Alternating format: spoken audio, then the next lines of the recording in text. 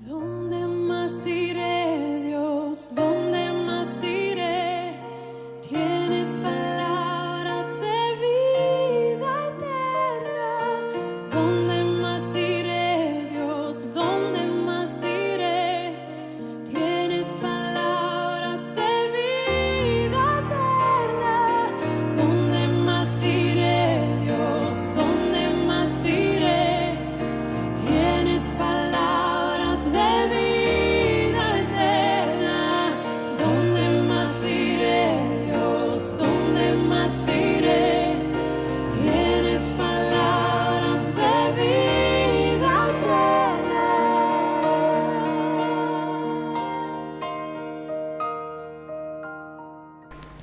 Entonces Romanos capítulo 8, desde el versículo 28 hasta el 39.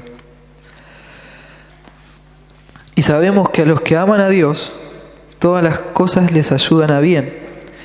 Esto es, a los que conforme a su propósito son llamados. Porque a los que antes conoció, también los predestinó para que fuesen hechos conformes a la imagen de su Hijo, para que Él sea el primogénito entre muchos hermanos. Y a los que predestinó, a estos también llamó, y a los que llamó, a estos también justificó.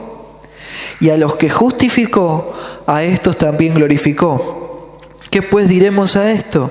Si Dios es por nosotros, ¿quién contra nosotros? El que no escatimó ni a su propio Hijo, sino que lo entregó por todos nosotros, ¿cómo no nos dará también con Él todas las cosas? ¿Quién acusará a los escogidos de Dios? Dios es el que justifica. ¿Quién es el que condenará? Cristo es el que murió, mas el que también resucitó, el que además está a la diestra de Dios, el que también intercede por nosotros. ¿Quién nos separará del amor de Cristo?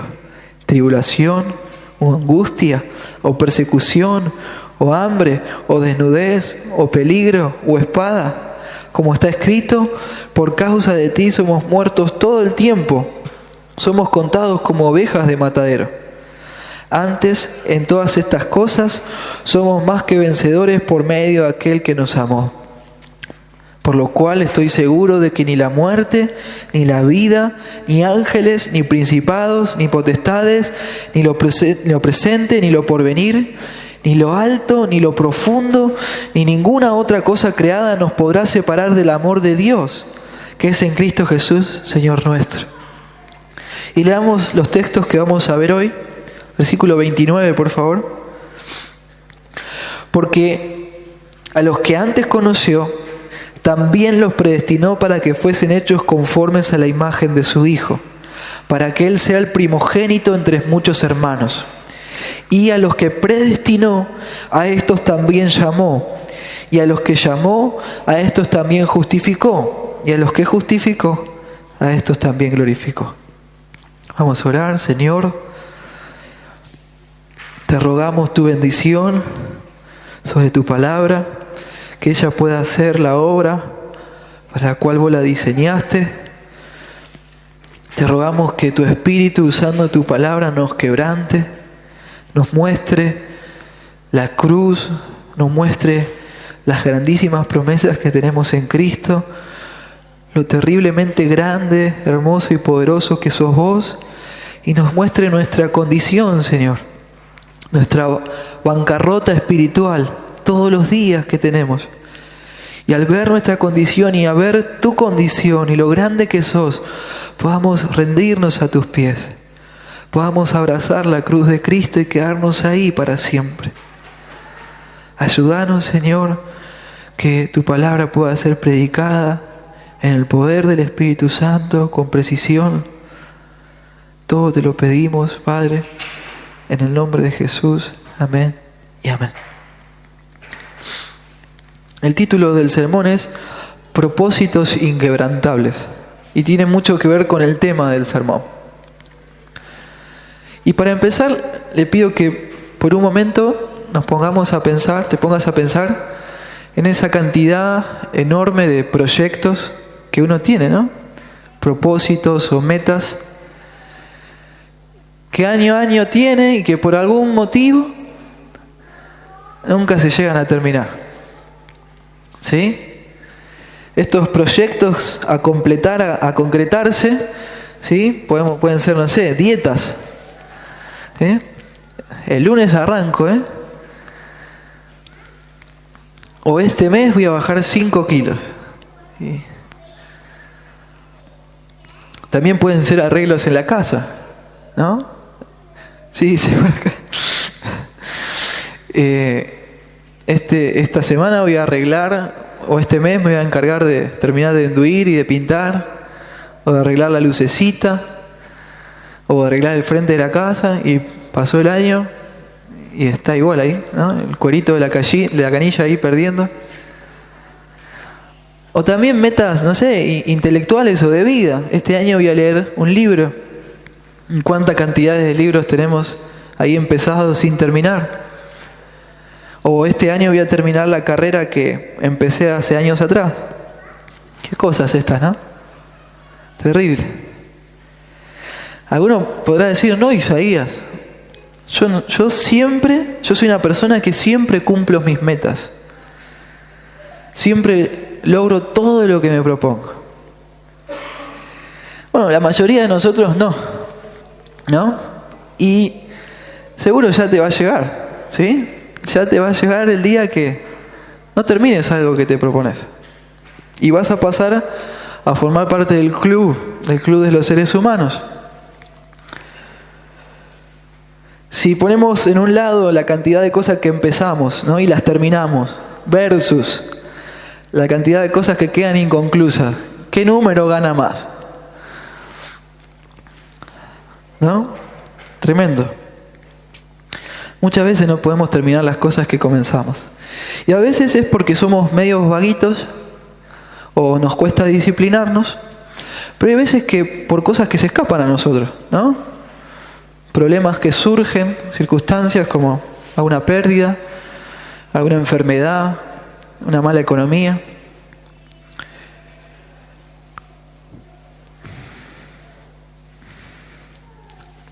Y la pregunta que les hago ahora, ¿y qué les parece a ustedes? ¿Dios es igual que nosotros?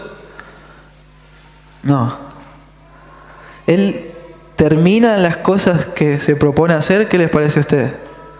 Sí, la Biblia nos dice que es así, que Él siempre cumple sus propósitos y sus decretos, porque Él es omnipotente y Él es omnisciente.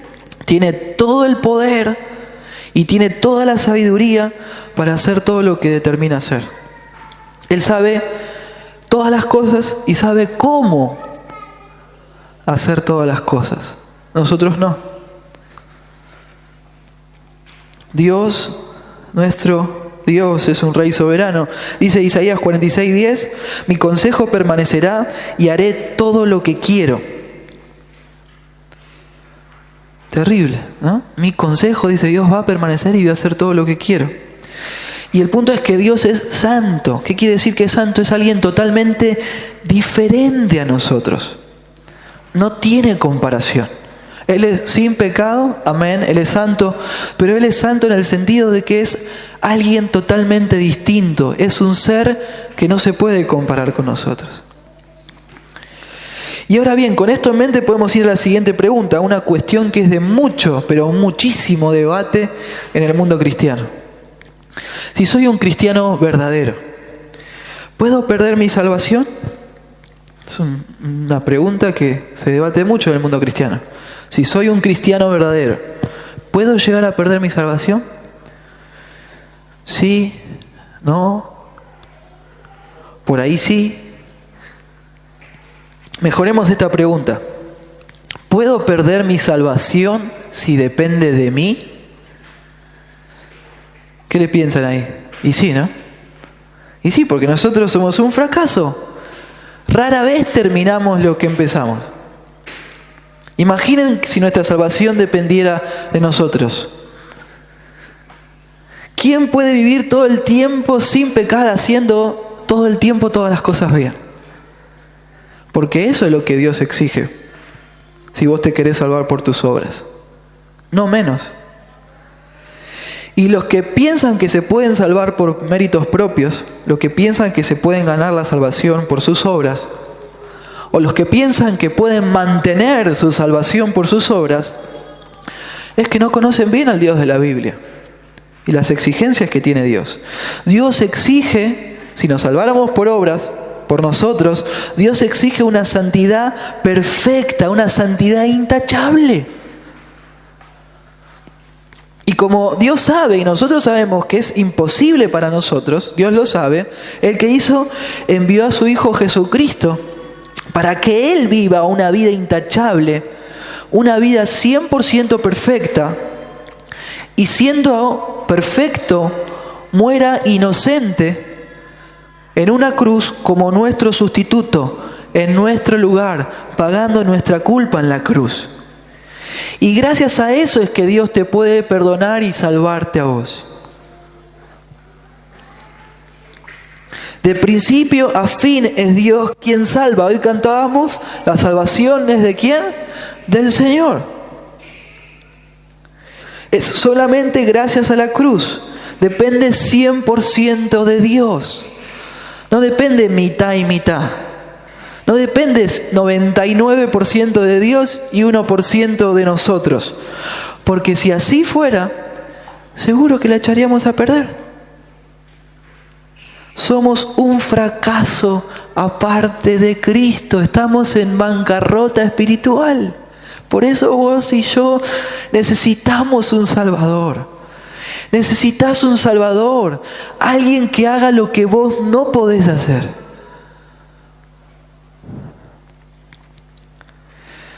Entonces cambiemos la pregunta una vez más. ¿Está bien?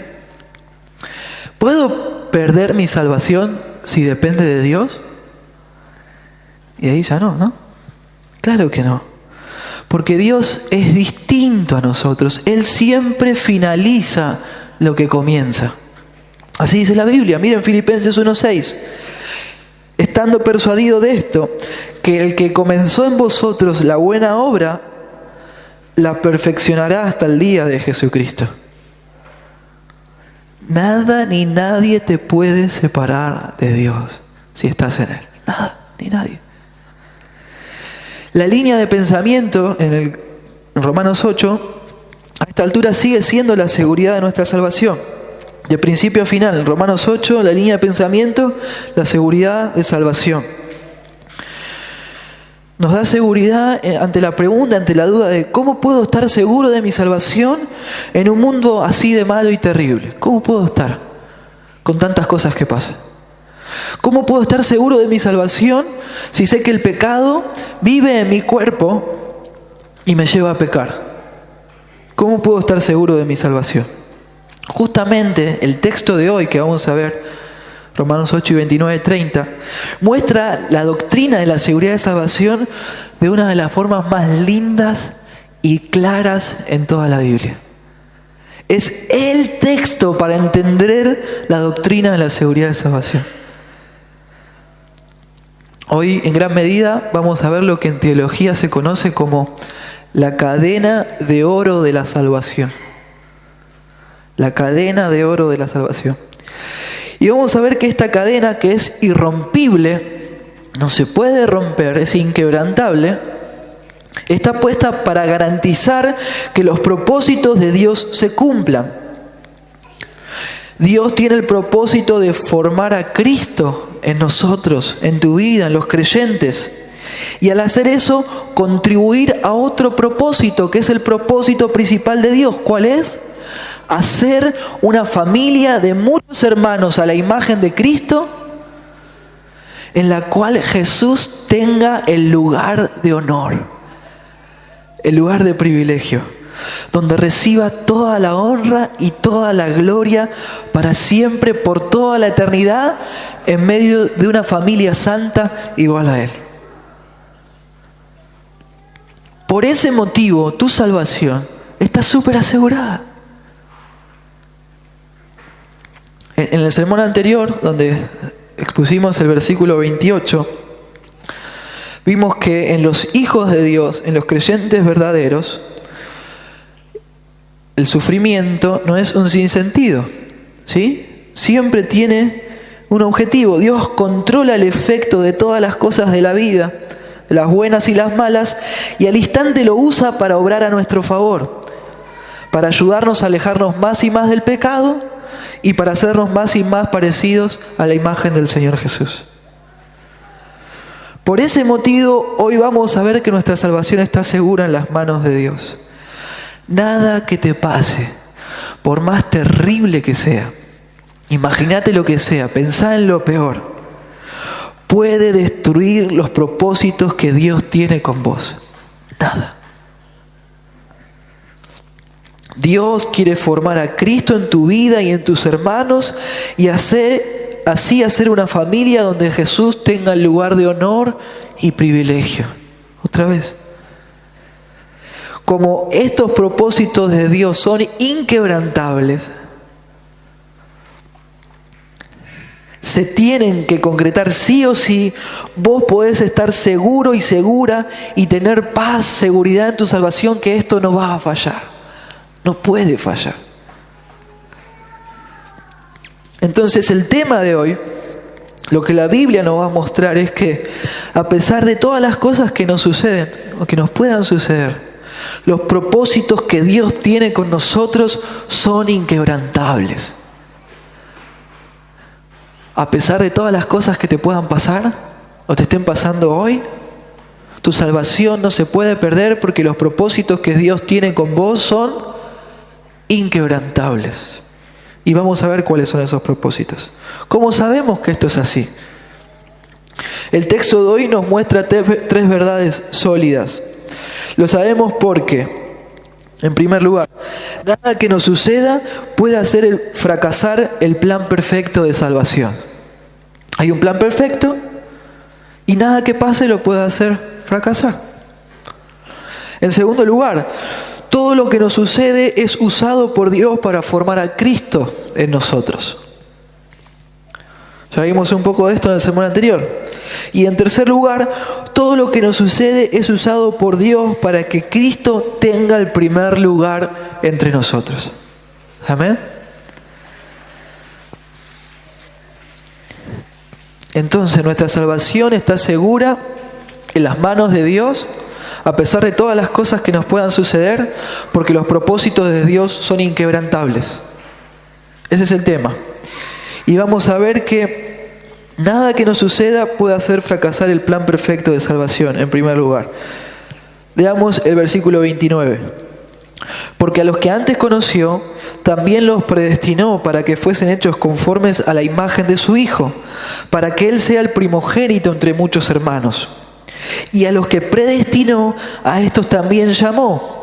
Y a los que llamó, a estos también justificó. Y a los que justificó, a estos también glorificó. El porqué del comienzo hace conexión con el tema anterior. ¿Sí? Los cristianos sabemos que Dios controla el efecto de todas las cosas malas que suceden, de las buenas también, y al instante lo utiliza para obrar a favor de nuestro crecimiento espiritual.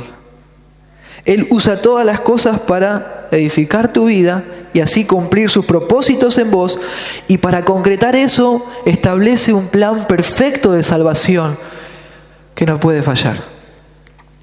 Y como les decía al comienzo, vamos a empezar a ver un poco de esta famosa, parece que es famosa, yo la conocí hace poco, cadena de oro de la salvación. Cada eslabón de la cadena, ¿sí? Es una cadena, cada eslabón de la cadena representa una acción de Dios. Y aunque son acciones de Dios, nuestras responsabilidades en esos eslabones nos quedan excluidas. Pero también es Dios, ¿sí?, quien toma la iniciativa en cada una de esas acciones y el que garantiza que todas se cumplan. ¿Está bien? Es decir, como podemos ver al principio, Dios nos amó íntimamente primero a nosotros y ahora nosotros también le amamos a Él con amor íntimo. ¿Por qué? Porque Él cambió nuestro corazón. Dios nos puso el objetivo de ser como Cristo. Él lo forma en nosotros y nosotros también cooperamos en esa dirección. Dios nos llamó a la salvación y nosotros acudimos a ese llamado irresistible. Dios nos justificó, nos perdonó todos los pecados en Cristo y nosotros clamamos por ese perdón y lo recibimos por la fe en Cristo. Dios nos va a glorificar junto con Cristo y nosotros cooperamos también con ese objetivo y ponemos toda nuestra esperanza y confianza en que eso se va a cumplir como la Biblia dice que va a pasar. ¿Ven? Dios tomando la iniciativa, haciendo que todo se cumpla, pero nosotros también cumpliendo nuestras responsabilidades ahí. Cada parte de esta cadena, de este plan de salvación, va haciendo referencias al mismo grupo de personas, a los cristianos verdaderos, los creyentes reales, los hijos de Dios, pura y exclusivamente. El mismo grupo de personas que se menciona al principio del versículo 29 es el que se menciona al final del 30. Ustedes ven que todo el tiempo, ¿qué está diciendo? Pero a los que antes conoció, ¿no?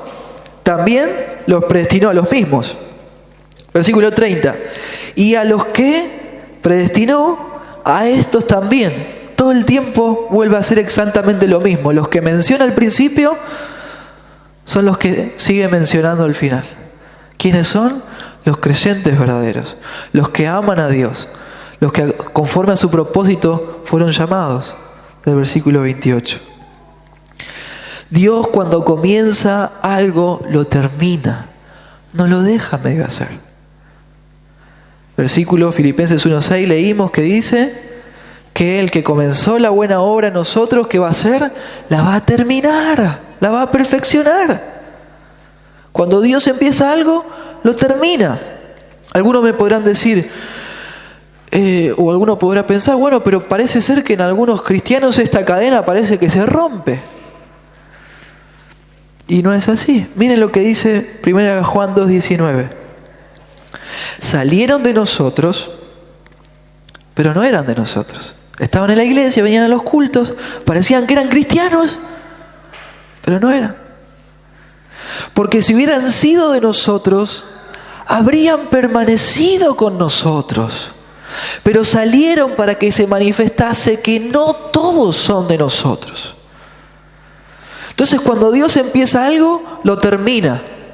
Y si ustedes ven algo que empezó y que no termina, la pregunta que se tienen que hacer es, bueno, ¿pero fue Dios el que empezó eso? Y no. Porque Dios cuando empieza algo, lo perfecciona, lo termina, lo finaliza. Si ven a una persona que parecía ser creyente y se perdió, esa persona nunca fue creyente. Dios nunca lo salvó. Dios nunca empezó una obra en esa persona. Quizás fue en su mente, su corazón, su cultura que le hizo creer que era un hijo de Dios. Por ahí estaba en la iglesia porque creía que era creyente, porque le hicieron repetir una oración, pero el tiempo demostró que no era así. Bueno, que repasemos la parábola del sembrador. ¿Sí? Semillas distintas cayeron en distintos corazones. Algunos parecían que eran cristianos y al tiempo se terminaron perdiendo, porque no había salvación en ellos. Cuando Dios comienza algo, lo termina.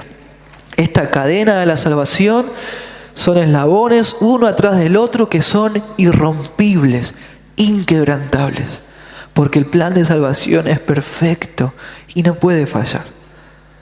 Vamos al primero de esos eslabones.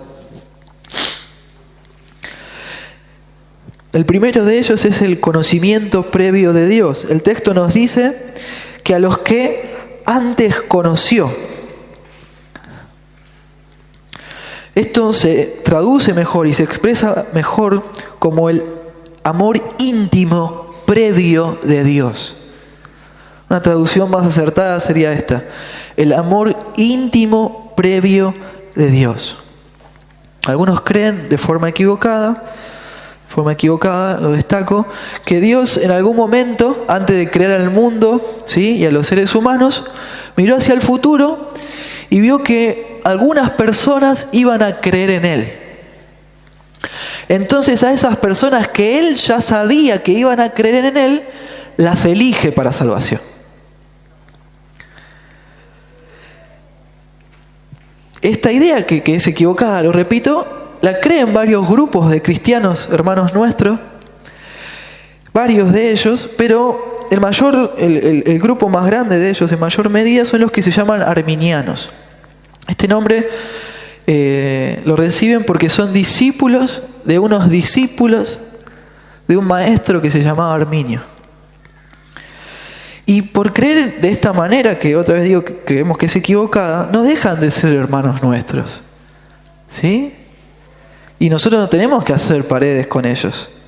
No dejan de ser hermanos nuestros preciosos en el Señor. Pero bueno, tienen esta idea que es equivocada. Y quizás en esa idea no sean tan preciosos, ¿no? Pero son hermanos nuestros. Y podemos decir que están equivocados en primer lugar porque la fe que uno tiene, ¿sí?, para creer en Cristo, para confiar en Cristo para salvación, no es de uno, no es tuya, sino que la Biblia dice que Dios la da como un don, como un regalo. Así dice Efesios 2:8. La salvación no es en base a nuestras obras, no es en base a tu mérito personal, no es por obra para que nadie crea que se va a ir al cielo por lo bonito que es. En segundo lugar, en este caso, Romanos 8:29, con la mayor parte de los casos en que se usa en la Biblia, la construcción antes conoció o conocer no hace referencia a saber con anterioridad o saber el futuro, esta frase, ¿no?, sino que se usa para referirse al amor selectivo de Dios, al amor que Dios tiene por sus escogidos. Miremos Amós 3:2.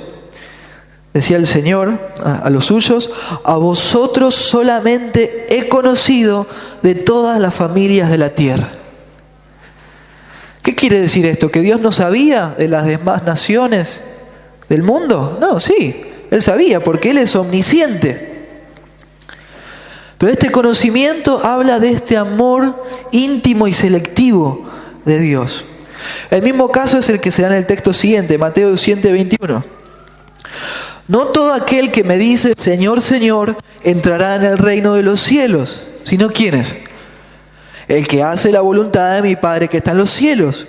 Muchos me dirán en aquel día: Señor, Señor, ¿no profetizamos en tu nombre y en tu nombre echamos fuera demonios y en tu nombre hicimos muchos milagros? Y entonces les declararé: nunca os conocí, apartaos de mí, hacedores de maldad. ¿Dios no sabía de estas personas? Sí que sabía. Él sabe todo de ellas. Él sabe que estas personas vivieron su vida como se les antojaba. Como si Dios nunca les hubiera dado una ley para que obedecieran. Lo que Jesús les dice acá es que nunca hubo entre ellos, ¿qué cosa? Un amor íntimo. Nunca hubo un cambio en la vida de ellos que reflejara el amor íntimo de Dios. Entonces este conocimiento hace referencia a un amor íntimo que también es selectivo. Dios determinó amar íntimamente, con un amor especial, a un grupo de personas y las escogió para salvación. No fue en base a ninguna de las virtudes de las personas, sino en base al amor de Dios, que es sin condiciones, y en base a la gracia de Dios. Gracia significa justamente darle algo a alguien que no lo merece. Todo este amor íntimo y selectivo basado en la gracia de Dios se vio reflejado en que Él escogió un grupo de personas y envió a Cristo a morir por ellas y así rescatarlas del castigo y del control del pecado. ¿Quiénes son estas personas? Nosotros, los cristianos de verdad, sus hijos. Y todo esto, la Biblia dice que Dios lo decretó y nos amó antes de que el mundo existiera. Terrible. ¿Ven lo grande y lo sabio que es Dios y lo poderoso? Miren lo que dice Efesios 1:4. El versículo 3 viene adorando al Padre. Y nos dice que nos escogió en Cristo antes de la fundación del mundo para que fuésemos santos y sin mancha delante de Él. Y es precioso que Dios nos haya escogido antes de la fundación del mundo. Es precioso que Cristo nos haya escogido antes de nacer, porque no nos hubiera escogido después de haber nacido, con los pecadores que somos. Porque ni vos ni yo somos una joyita. Él lo hizo antes de la fundación del mundo. Nadie toma la iniciativa de amar a Dios como Él manda, con toda la mente, con todo el corazón, con toda la fuerza. Nadie. La Biblia dice que no hay nadie que realmente busque a Dios, que todos nos desviamos, nos hicimos inútiles, nos descarriamos. Así dice Romanos 3, 10 al 12. No hay cosa buena en vos o en mí que haya motivado a Dios a elegirnos para salvación. Lo hizo por pura gracia. Gloria a Dios. Y es tremendo que algunos piensan que todavía le hacen un favor a Dios con convertirse en cristianos. Pero no, nada que ver, nada que ver. Deuteronomio 7:7 dice: no por ser vosotros más que todos los pueblos os ha querido Jehová y os ha escogido, pues vosotros erais el más insignificante de todos los pueblos. Versículo 8: sino por cuanto Jehová os amó.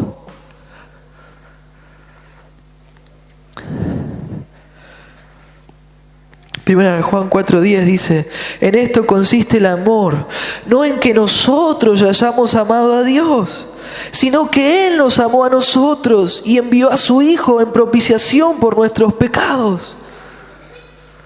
Versículo 19: nosotros le amamos a Él porque Él nos amó primero.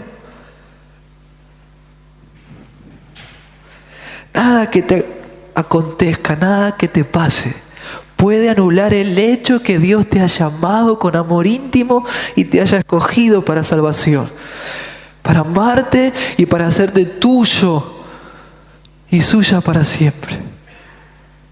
Nada puede cambiar eso, nada, absolutamente nada. Juan 10:27 nos dice: mis ovejas oyen mi voz y yo las conozco y me siguen. Y yo les doy vida eterna y no perecerán jamás, ni nadie las arrebatará de mi mano. Mi Padre que me las dio es mayor que todos y nadie las puede arrebatar de la mano de mi Padre. ¿Saben lo que quiere decir la palabra en griego? Está traducida como nadie. ¿Saben lo que quiere decir? Nadie. Nadie te puede arrebatar de las manos del Padre. Absolutamente nadie. Entonces tenemos el amor del conocimiento previo de Dios, es decir, del amor íntimo previo de Dios. Este amor íntimo, selectivo, previo de Dios que tuvo por nosotros. El siguiente eslabón continúa en el texto, y el texto continúa describiendo la cadena. Y nos dice que Dios a los que amó íntimamente de antemano, también los predestinó. El primer eslabón habla de elección. Dios eligió a un grupo de personas en base a su amor y a su gracia. Ahora, estos que eligió, les puso un destino, un objetivo inquebrantable. Una meta que Dios sí o sí va a cumplir en todos los que eligió. Dios sí o sí va a cumplir en todos los que eligió. ¿Cuál es? Lo vamos a desmenuzar más adelante, pero el texto nos lo dice. Hacer una familia de muchos hermanos que sean como Cristo, donde Jesús tenga el lugar de privilegio, el lugar de honor. Nada de lo que te pase, a fin de cuentas, puede obrar en contra tuyo. Nada. Porque Dios al instante lo cambia para que obre a tu favor en hacerte a la imagen de Jesucristo. Para que seas un integrante de esa familia en la cual todo vamos a ser como Jesús y donde Cristo va a ser adorado para siempre. Dios, escúchame esto, no está dispuesto a que su Hijo deje de recibir ese lugar de honor en medio de una familia santa. Entonces, como Él no está dispuesto a renunciar a eso, vos podés estar tranquilo y tranquila en la seguridad de tu salvación. ¿Ven?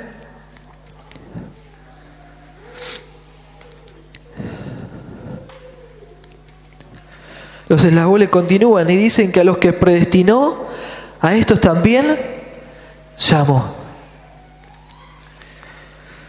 Dios fijó la meta en vos de que seas como Cristo.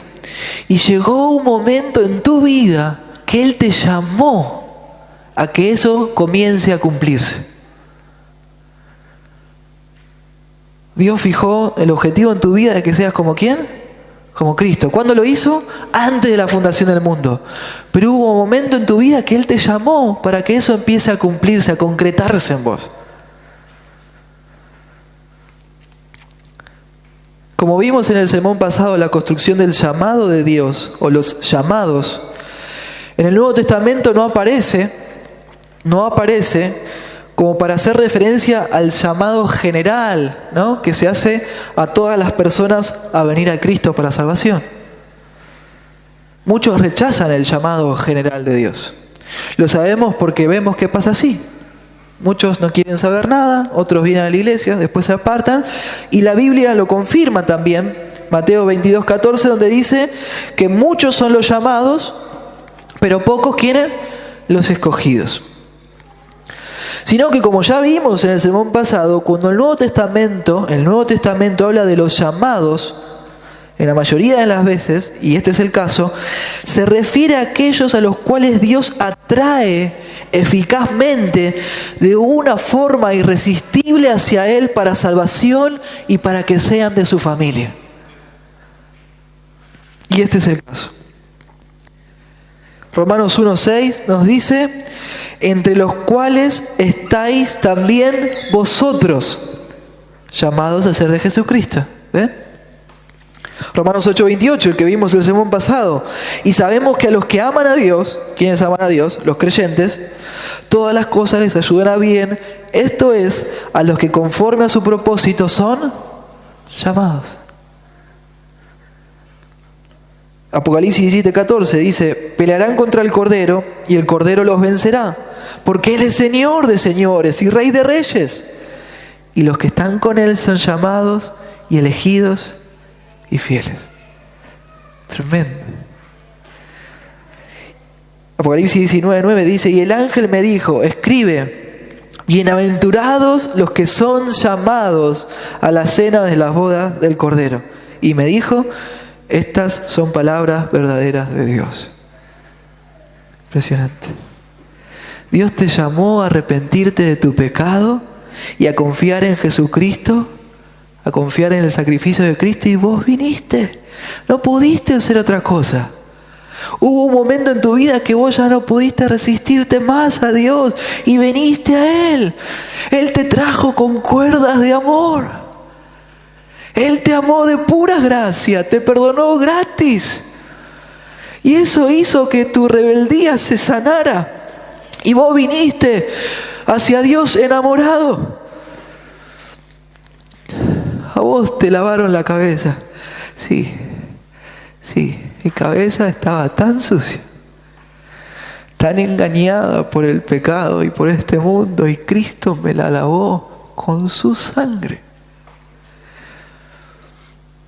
Y no puedo dejar de pensar en Él. Él me conquistó mi corazón.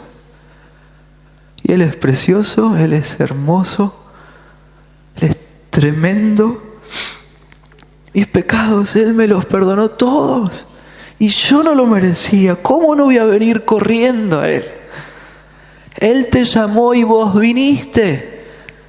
No hubo otra chance. El Salmo 45:2 dice que Él es el más hermoso de los hijos de los hombres. Y vos viniste a Él, irresistiblemente. Su belleza es indescriptible, difícil de expresar. Estamos maravillados de Dios. Santo Dios, de quien la gloria es. Estoy maravillado de Él y por eso vengo corriendo hacia Él.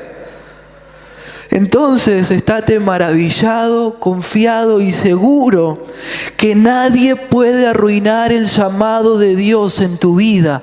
Nadie. Es otro eslabón que es irrompible. Romanos 11:29 nos dice, porque irrevocables son los dones y el llamamiento de Dios. Irrevocables. Dios te escogió, te puso un destino seguro y obligatorio y justamente en un momento te lo hizo saber. Te llamó a pertenecer a su familia y vos fuiste seducido, viniste irresistiblemente a sus pies y eso ya no puede cambiar nunca más. Amén. La cadena continúa, ¿sí? Agarrado al eslabón anterior, y nos dice que a los que llamó, a estos también, ¿qué hizo? Justificó. A los que Dios salva, ¿qué hace? Los justifica. Es decir, les perdona todos los pecados. Les transfiere la justicia perfecta de Cristo. ¿Cómo Dios puede hacer esto? Gracias a la cruz de Cristo. 2 Corintios 5:21 nos dice que al que no conoció pecado, el Padre lo agarró a Cristo y por nosotros lo hizo pecado, para que nosotros fuésemos hechos justicia de Dios en Él. Dios llevó de la manito a su Hijo a la cruz a sacrificarse por nosotros, para que el único que es perfecto pague por nuestro pecado, pague por tu pecado, por mi pecado.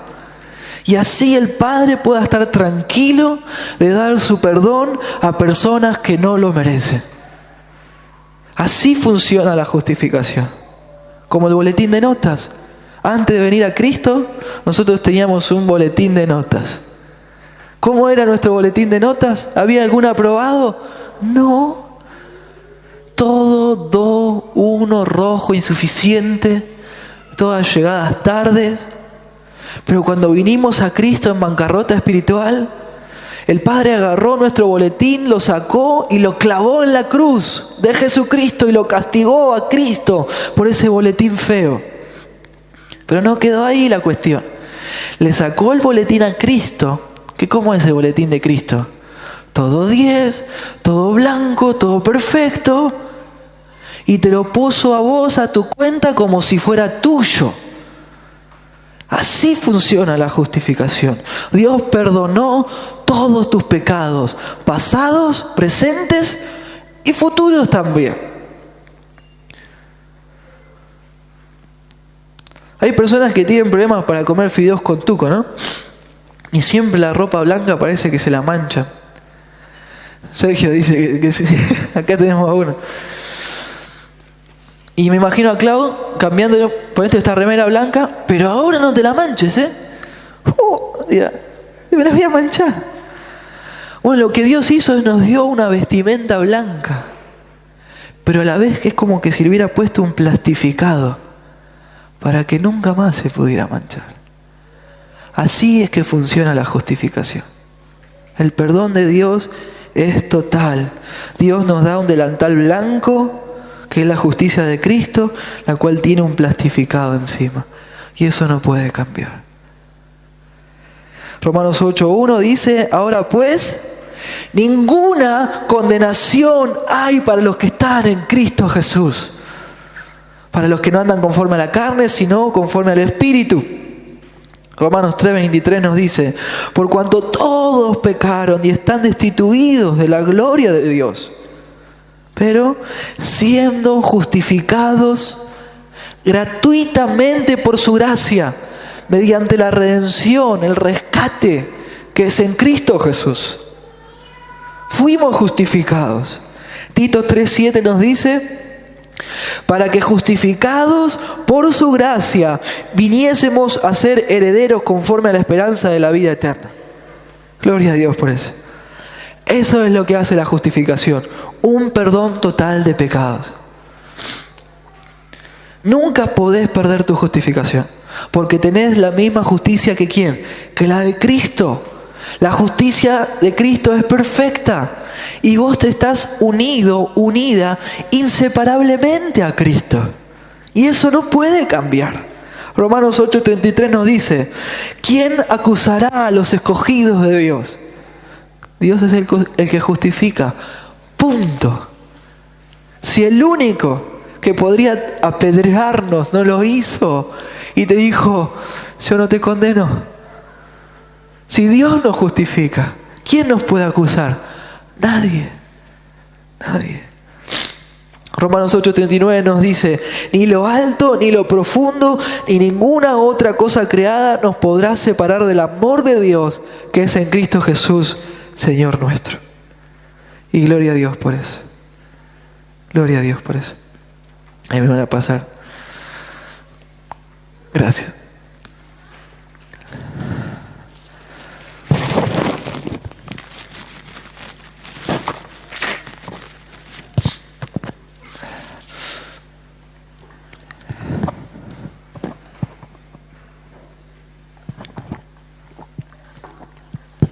Nada puede hacernos perder nuestra justificación. Absolutamente nada. Y la cadena de oro sigue y termina confirmando que Dios a estos que justificó, ¿qué hizo también? Los glorificó. El texto este hace referencia al día de tu glorificación. El día en que tu salvación se va a concretar. Dios asegura ese día y va trabajando en vos para que ese día llegue. Ese día cuando ya estemos en la presencia de Dios y ahí se nos dé un nuevo cuerpo en el cual el pecado ya no puede habitar y se nos vista de la misma gloria de Cristo. El punto acá es que por más que vos no veas tu salvación terminada, porque falta, Dios sí ya la ve concretada por lo tan segura que es. Dios ve tu salvación completa. Él lo ve como una cadena que está terminada. Y lo deja escrito en la Biblia para que vos tengas seguridad.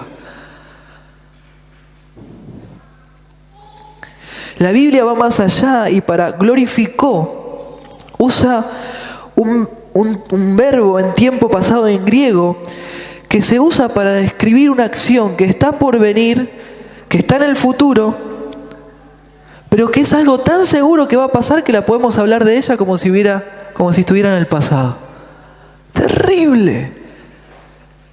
Terrible lo que sucede acá. Dios habla de algo que va a pasar en el futuro como algo que ya pasó por lo tan seguro que es.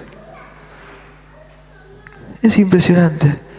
Primera de Pedro 1:3 nos dice, bendito el Dios y Padre nuestro Señor Jesucristo, que según su grande misericordia nos hizo renacer para una esperanza viva por la resurrección de Jesucristo de los muertos, para una herencia incorruptible, incontaminada e inmarcesible. Inmarcesible es que no se puede marchitar.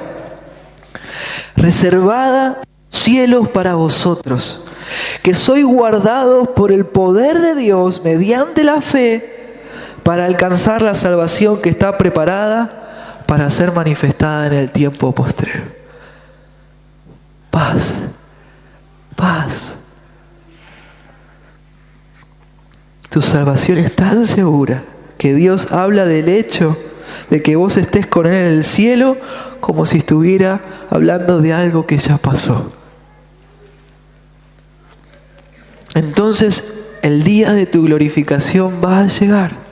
Está asegurado en la cadena y eso no se puede arruinar por nada, pase lo que pase. Para concluir esta parte de la cadena de oro de la salvación, vamos a una ilustración. Había un hombre que fue rescatado luego de haber estado perdido 3 días en el mar, en medio de una tormenta terrible. El hombre fue encontrado resguardado en una gran piedra que le sirvió como refugio de la furia del temporal y de la profundidad del mar. Sorprendidos, los periodistas le preguntaban, ¿no tenías miedo? ¿No estabas asustado de morir ahogado? Sí. Estaba aterrado, temblaba, les contestó el hombre. Y luego agregó: pero a medida que pasaba el tiempo me fui tranquilizando, porque me di cuenta que la roca en la cual estaba apoyado no se movió ni un poquito, nada, en todo el tiempo que estuve ahí.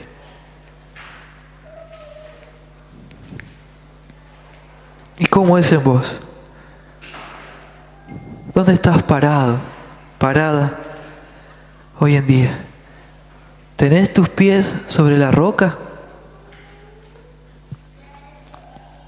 ¿Estás en Cristo? ¿Estás unido a Cristo? ¿Podés ver lo sólido que es esta cadena? Y otra vez, algunos dicen: oh, y si tan solo pudiera llegar al cielo, ahí estaría tranquilo. ¿De dónde fue arrojado Satanás? Del cielo.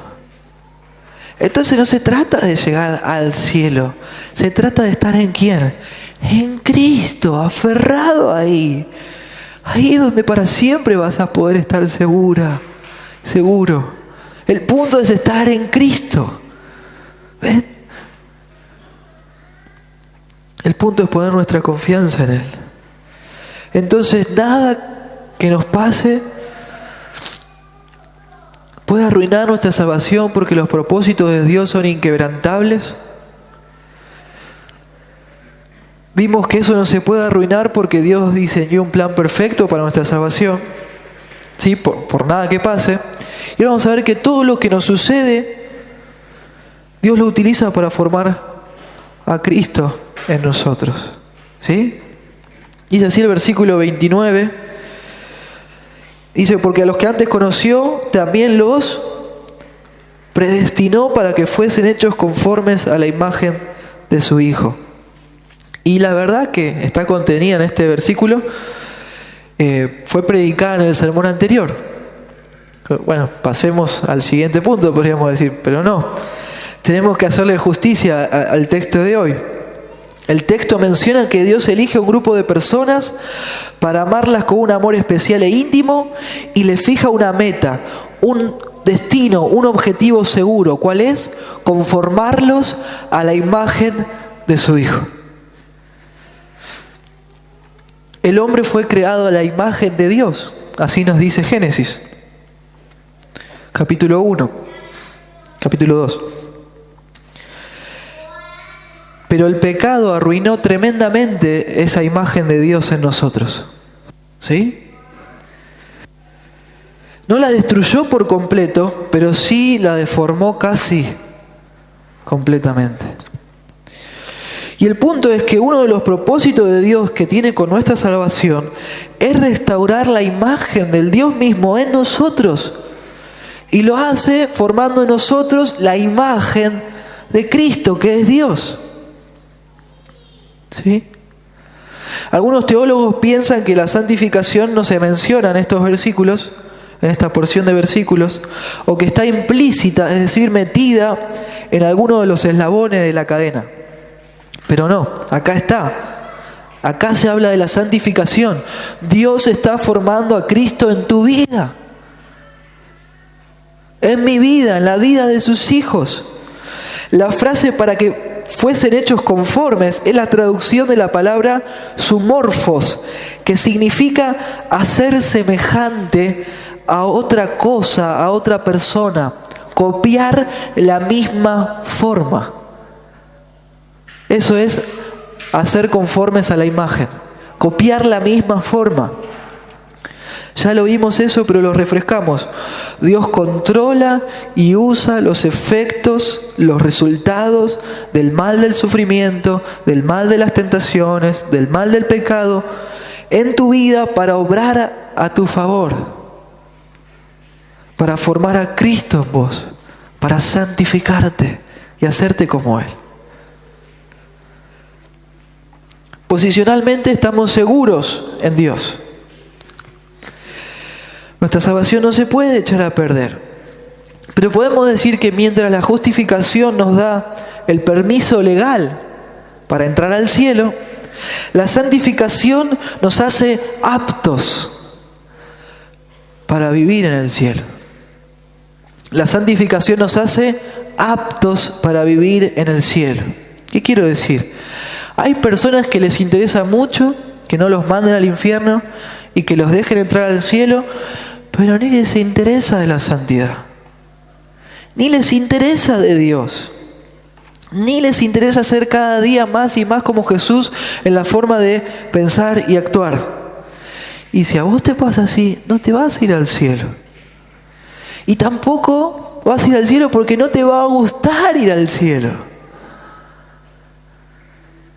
Va a ser súper aburrido para vos.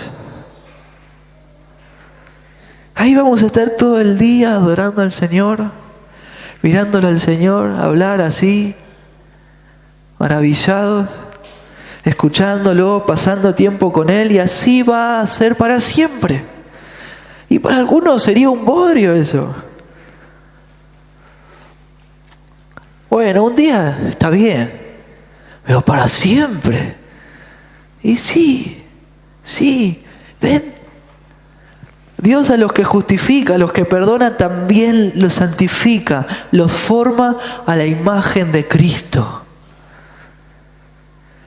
Nos va formando en esta vida, como dice 2 Corintios 3:18. Por tanto, nosotros todos, mirando a cara descubierta como en un espejo la gloria del Señor, somos transformados de gloria en la misma imagen, como por el Espíritu del Señor. Y en un día, en un abrir y cerrar de ojos, vamos a ser igual que Él. 1 Juan 3:1 dice: mirad cuál amor nos ha dado el Padre para que seamos llamados hijos de Dios. Por esto el mundo no nos conoce, porque no le conoció a Él. Amados, ahora somos hijos de Dios, y aún no se ha manifestado lo que hemos de ser. Pero sabemos que cuando Él se manifieste, seremos semejantes a Él, porque le veremos tal como Él es. Y todo aquel que tiene esta esperanza en Él, vive como se le antoja. No, se purifica a sí mismo, así como Él es puro. ¿Ven? Sabemos que ese día está asegurado, el día de nuestra glorificación, y por eso hoy no perdemos el tiempo, nos santificamos, dependiendo siempre de la gracia del Señor. Y el punto es, vos ves evidencias en tu vida de esa transformación. Ves al Padre formando a Cristo en vos por el poder del Espíritu Santo. ¿Sí? Bueno, entonces puedes estar tranquilo, tranquila, segura que tu salvación está firme, asegurada con una cadena de oro, porque los propósitos que Dios tiene con vos son inquebrantables. Entonces nada que nos pase puede arruinar nuestra salvación, porque los propósitos de Dios son inquebrantables. Hay una cadena de oro que asegura nuestra salvación, un plan perfecto. Cada cosa que nos pasa, Dios la usa para formar a Cristo en nosotros. Y en último lugar, vamos a ver que todo lo que nos sucede es usado por Dios para que Cristo tenga el primer lugar entre nosotros. Y con esto vamos a terminar. Versículo 29 dice que a los que antes conoció, también los predestinó para que fuesen hechos conformes a la imagen de su Hijo, para que Él sea el primogénito entre muchos hermanos. Para que Él sea el primogénito entre muchos hermanos. Nada de lo que te suceda puede separarte de Dios, porque Él tiene un plan para salvarte y para mantenerte salvo.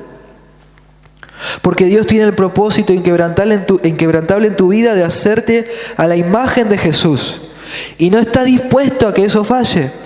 Por eso usa y controla las cosas que te pasan para formarte a la imagen de Cristo, edificar tu vida en esa dirección. Y ahora vas a ver que tu salvación no puede fallar, porque Dios tiene el propósito principal de hacer una familia de muchos hermanos en donde Jesús tiene el primer lugar.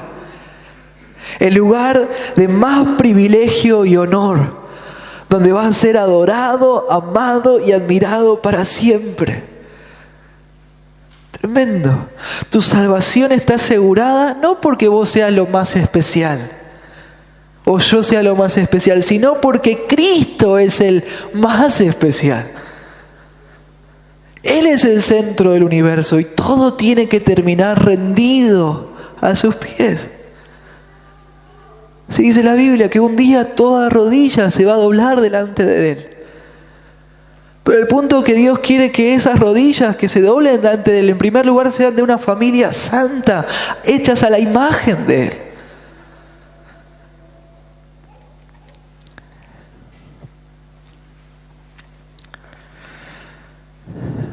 La cadena de oro de nuestra salvación protege el propósito inquebrantable que Dios tiene de formar a Cristo en tu vida. Y también protege el propósito principal. Cristo reciba el lugar de honor en medio de una familia santa que es como Él. Y por eso tu salvación es segura. Es como la cadenita que usamos para guardar el cofrecito de las ofrendas. ¿Sí? Lo que queremos resguardar en sí no es la cadena en sí misma. No es el cofre en sí mismo, sino las ofrendas. Eso es lo que queremos resguardar.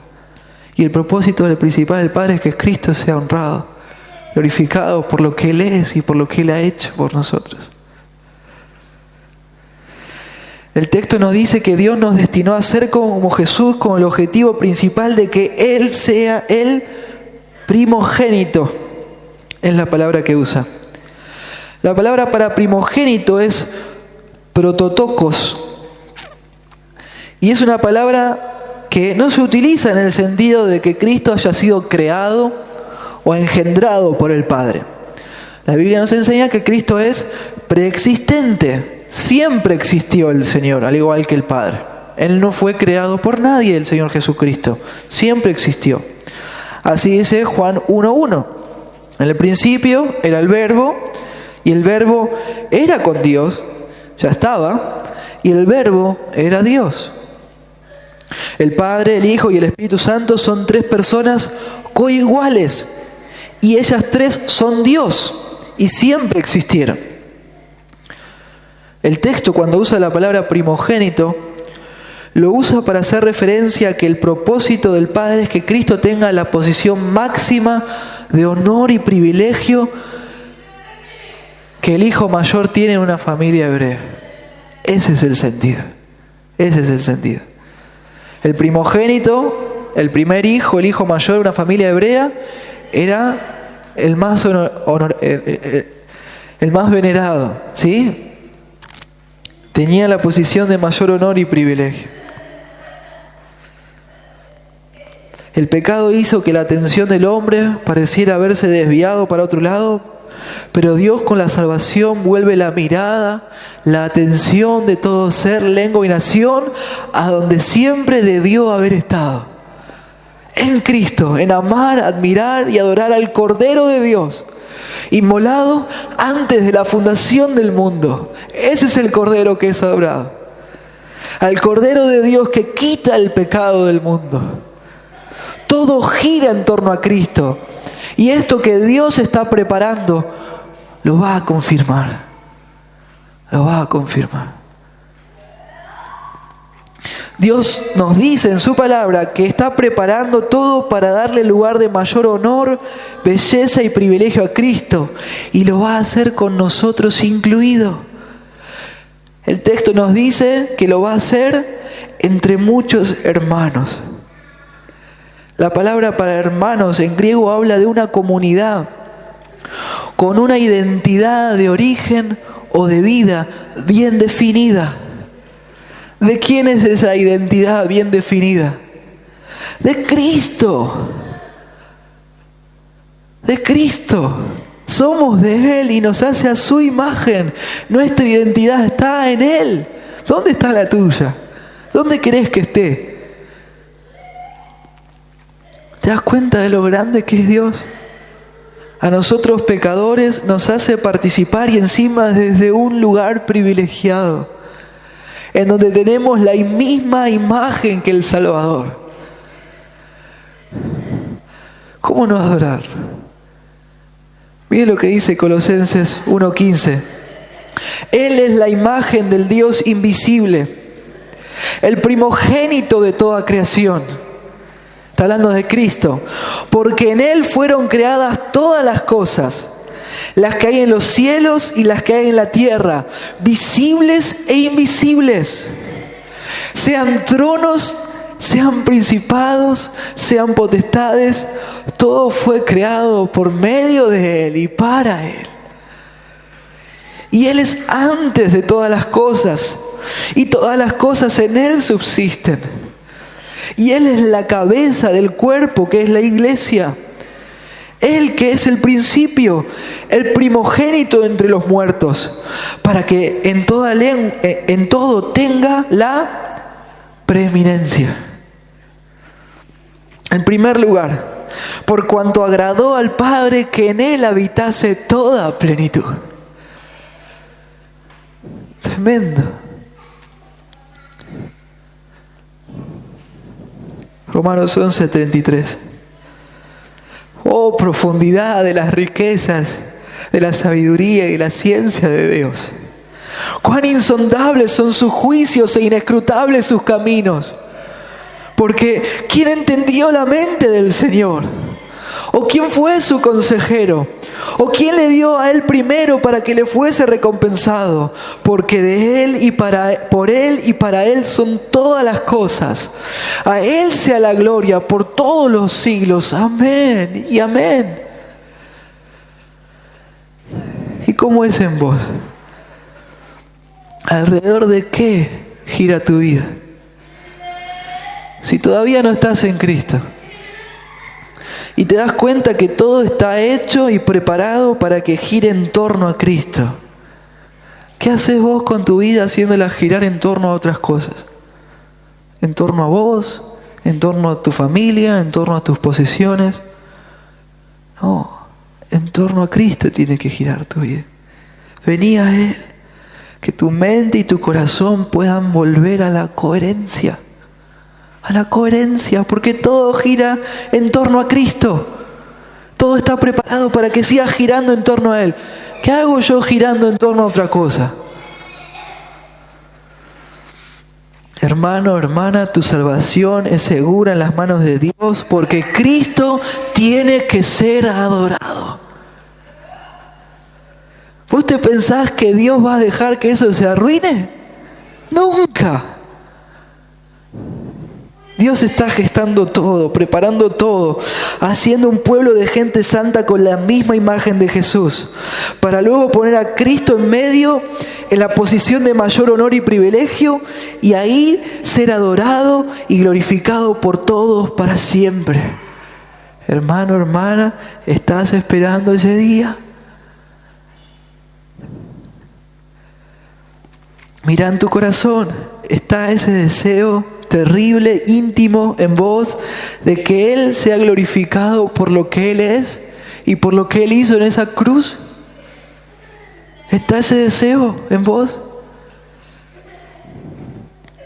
Y lo más tremendo, hermanos, que en ese momento, cuando Cristo tenga en sus manos toda la gloria, todo el honor, y esté todo rendido a sus pies, la Biblia nos dice que Él se va a poner la ropa de un sirviente y nos va a venir a servir a la mesa.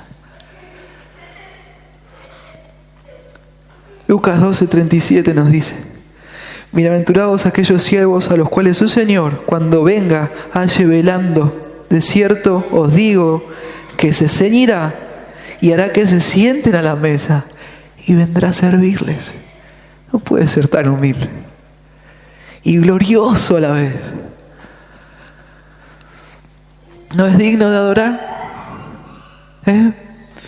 Por su belleza, por su inteligencia, por sus planes, por sus propósitos inquebrantables, por su omnipotencia, por su amor, por su gracia, por su potencia y también por su humildad. Vamos a leer para terminar Apocalipsis capítulo 5.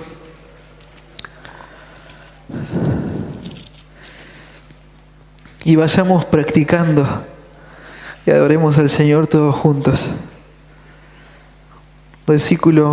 Capítulo 5, versículo 8.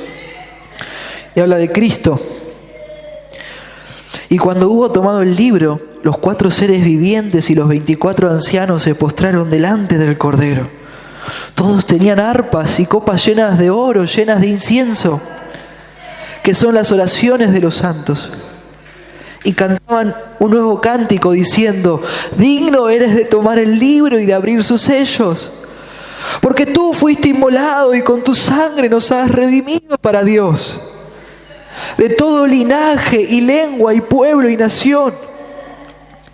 Y nos has hecho para nuestro Dios reyes y sacerdotes, y reinaremos sobre la tierra. Y miré y oí la voz de muchos ángeles alrededor del trono, y de los seres vivientes y de los ancianos, y su número era millones de millones, que decían a gran voz: el Cordero que fue inmolado es digno de tomar el poder, las riquezas, la sabiduría, la fortaleza, la honra, la gloria y la alabanza. Y a todo lo creado que está en el cielo y sobre la tierra y debajo de la tierra y en el mar, y a todas las cosas que en ellos hay, oí decir: al que está sentado en el trono y al Cordero sea la alabanza, la honra, la gloria y el poder por los siglos de los siglos. Oremos al Señor. Señor,